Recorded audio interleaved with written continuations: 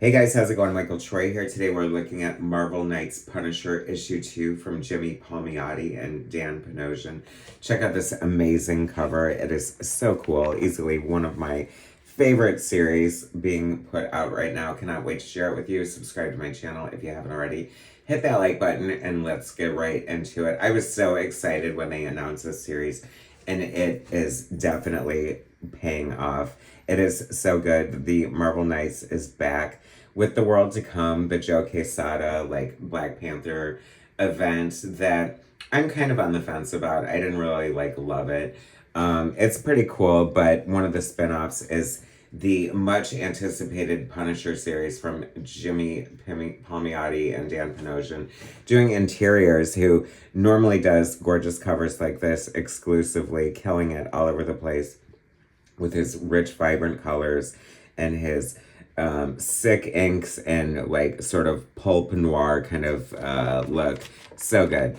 Anyway, this is a 4-issue, I believe, miniseries. Love the neon logo here with the bullets all through it, as the Punisher should have. The Punisher's investigation of a prolific new street drug known only as Z led him straight to the door of one Armando Malero and into the crosshairs of Malero's ultimate weapon, the assassin El Zombie. But rather than kill Frank, they added him to their assassin's rank, and no one knows how they did it, or how to get Frank back. So it is so good. It is hard-boiled. It is like freaking Quentin Tarantino on the comic book page. Jimmy Palmiotti is such a great, fun writer and amazing inker, who did not ink this, by the way, and Dan Panosian, such a great artist. Lettering by Richard Starkings. So Jimmy and Dan, I think, wrote it together. If not, Jimmy wrote it. Dan did the art, pencils, inks, in digital colors, and it is so gorgeous. Like, nothing looks like this right now. It is so good. It's so interesting because his covers are so, beautiful and gorgeous and, realistic in a way. And I'm finding a lot of caricature and almost Jack Davis sort of quality to the aesthetic in the interiors here, and I absolutely love it. I'm definitely getting vibes from Richard Corbin's Punisher Max series, Punisher the End, that was so beautifully illustrated.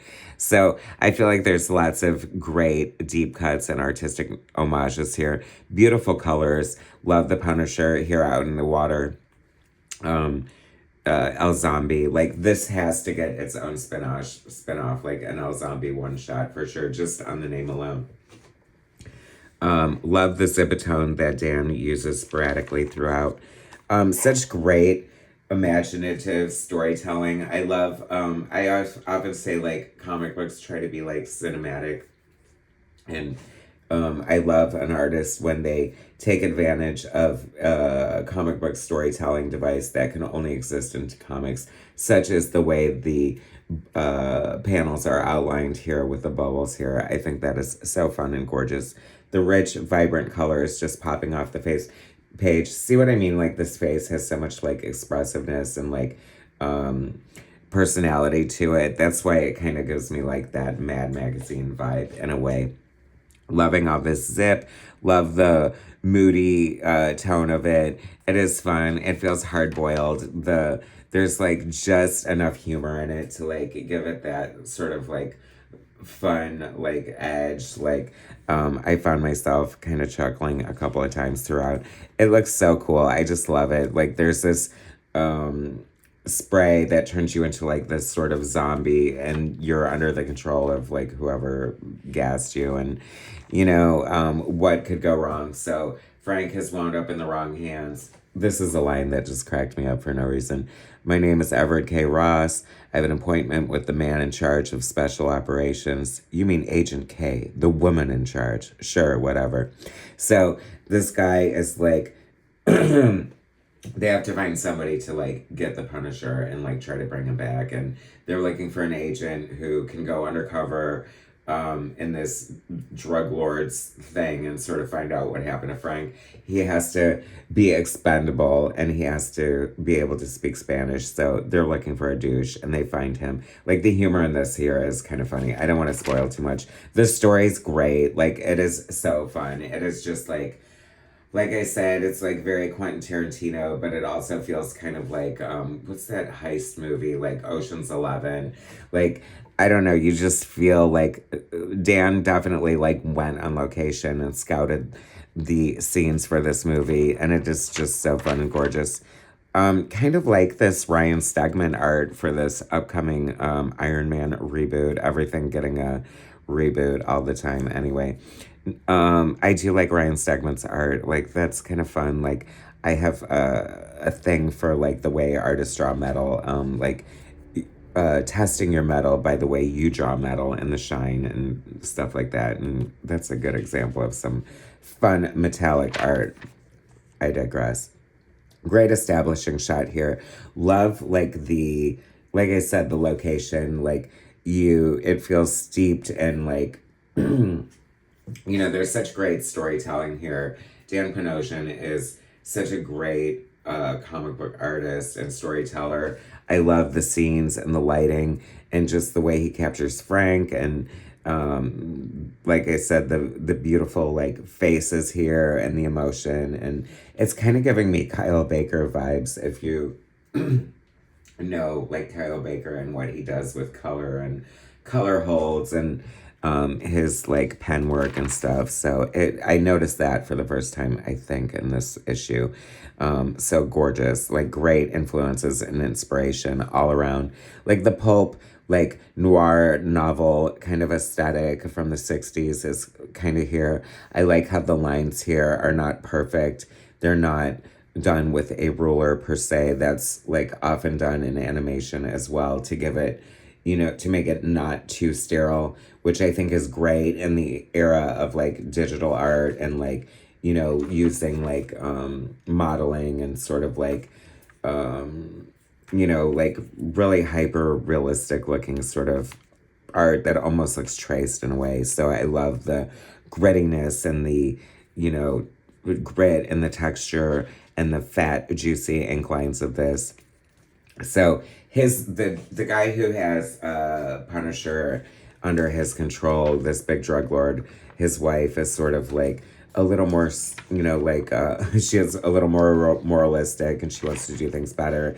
And Punisher killed their child, so she hates having him hostage there as a reminder of their lost son. So she wants this other lackey. She's going to spray him with the Z zombie drug and like frickin' have him kill the Punisher in his cell.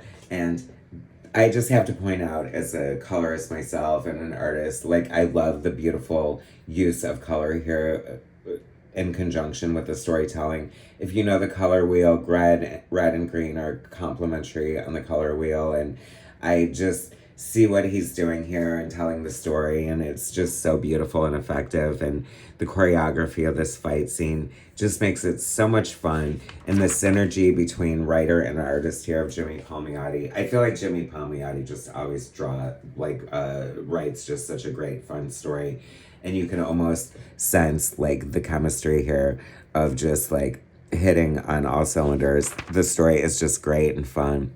I love it. There's some true artistry here.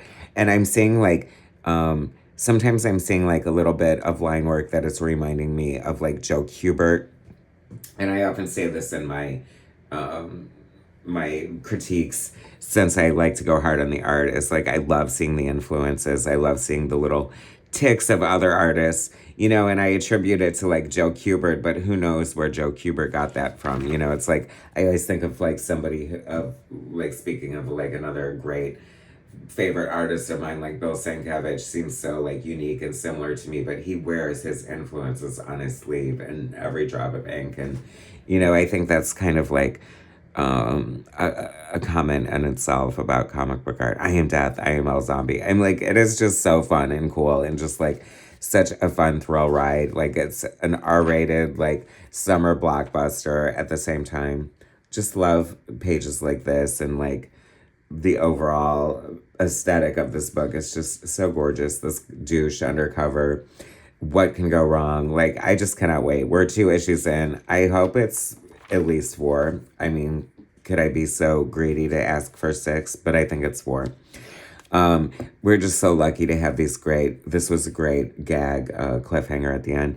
The other fun thing going on in this book is that the letters page is actually the obituaries for all the people who died in this issue. I think at the hands of the Punisher, but not necessarily.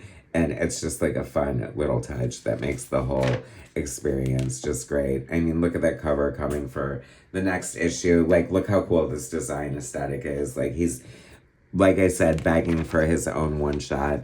It is such a great book.